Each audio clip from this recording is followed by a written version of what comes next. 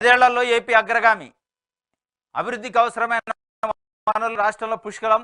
P4 విధానం అమలుతో పేదరిక నిర్మూలన సాధ్యం. సంధానంపై రోడ్ మ్యాప్ రూపొందించాలి. అధిక జనాభా దేశ బలహీనత కాదు, అదే మన బలం. మన దేశానికి ఉన్న అతిపెద్ద మానవ వనరు యువత.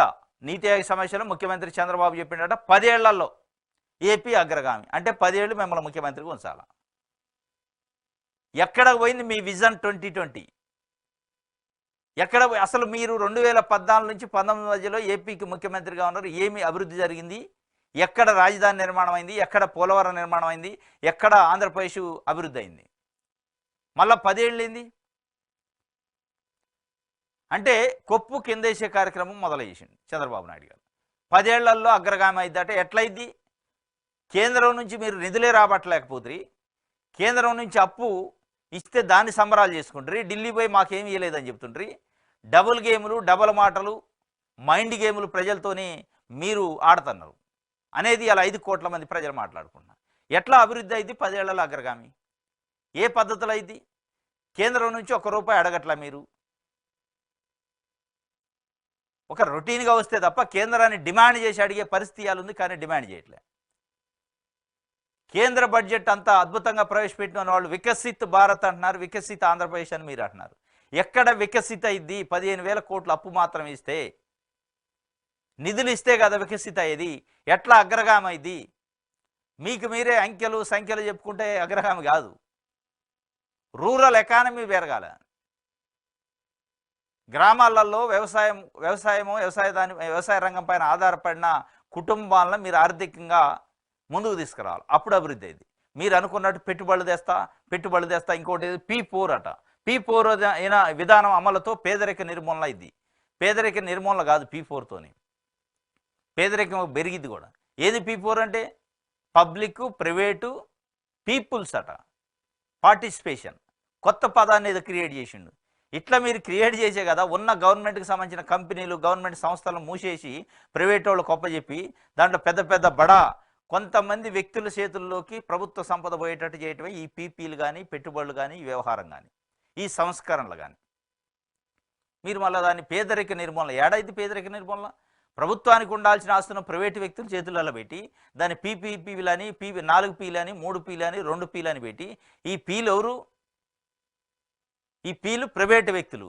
ప్రైవేటు పేరుతో వచ్చే మీ బినామీలు, మీ రాజకీయ నాయకులకు సంబంధించిన బినామీలు, రాజకీయ నాయకులకు సంబంధించిన అనుచరులు, వాళ్ళ కుటుంబ సభ్యులే ఈ పీపీలలో ఉంటారు. అది ఏ పార్టీ అన్న కానీ, అది తెలుగుదేశమా, వైఎస్ఆర్సీపీ, ఇంకోట, XYZ ఏదైనా కావచ్చు. పేదలకు చెందాల్సిన సంపదను మొత్తం పెద్దల చేతిలో పెట్టి దాన్ని పెట్టుబడుల పేరు చెప్తారు. పెట్టుబడులు నేను ఏంది నువ్వు తెచ్చేది? పెట్టుబడులు ఎవడైనా ఏంది పెట్టుబడులు తెచ్చేది? ప్రభుత్వానికి ఉన్న భూముల్ని ఒక ప్రైవేటు వ్యక్తి చేతిలో పెట్టి పెట్టుబడులు తెచ్చినట్టు చెప్తారు.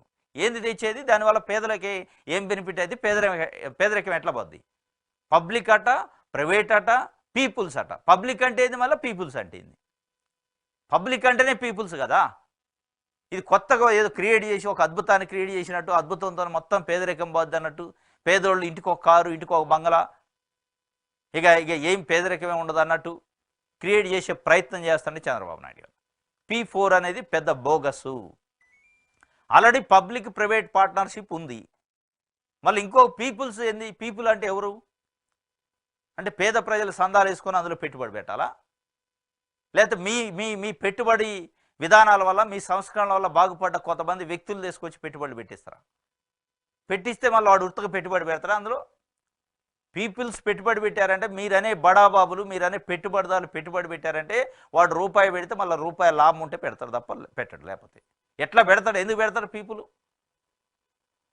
ఎవరు పెట్టారు ఇప్పటివరకు రాష్ట్రానికి?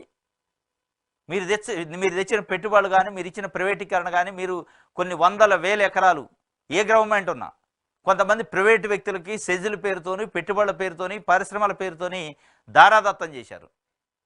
వాళ్ళు అభివృద్ధి చెందారు కానీ పేదరికం అట్లే ఉంది.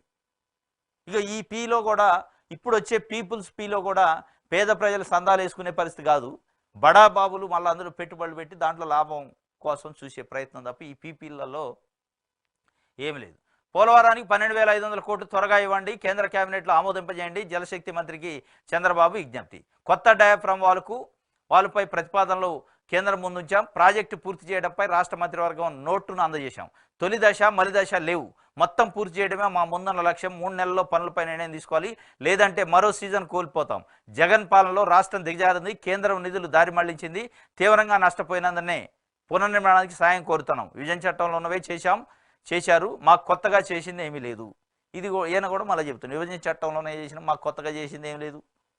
పోయి బతిలాడుకుంటాం, 12,500 కోట్లు తొందరగా ఇవ్వండి అంటే ఇస్తారు. ఇది కిరాణా షాపా? నువ్వు పోయి అడగానే తొందరగా ఇవ్వడానికి? దానికి ఒక పద్ధతి ఉంటుంది, ప్రొసీజర్ ఉంటుంది. మీరు గవర్నమెంట్లో ఉండరు, మీరు ఇవాళ అల్టిమేటం జారీ చేసి ఇక్కడ అమరావతిలో కూర్చొని నిధులు తెప్పించుకునే శక్తి ఇవ్వాలి. కానీ మీరు ఢిల్లీ పోయి బతిలాడుకునే సిచ్యువేషన్ క్రియేట్ చేశారు. మరి ఎందుకు చేశారు అనేది అర్థం కాని పరిస్థితి.